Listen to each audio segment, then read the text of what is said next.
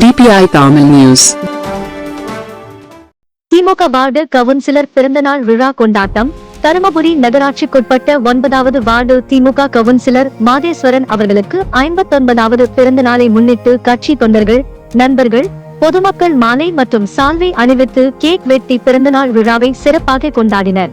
இதில் கனகராஜ், சரவணன், சுமன், ராஜா, அருள் முருகன், கௌதம், புஷ்பாகரன், பில்லா, சரண் மற்றும் பலர் கலந்து கொண்டனர்.